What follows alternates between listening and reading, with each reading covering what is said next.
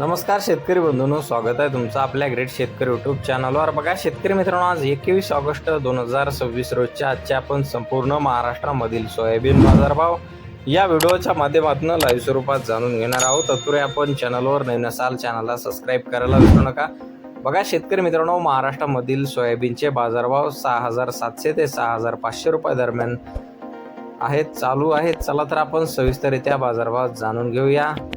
शेतकरी मित्रांनो, कृषी उत्पन्न बाजार समिती लासलगाव येथे जास्तीत दर 6790 रुपये क्विंटल, सर्वसाधारण 6711 रुपये क्विंटल जाते लोकल सोयाबीन।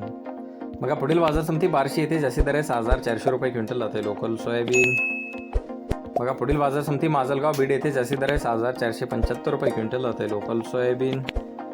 बघा पुढील बाजार समिती अचलपूर येथे जास्तीत दर 6800 रुपये क्विंटल, सर्वसाधारण 6400 रुपये क्विंटल जाते लोकल सोयाबीन।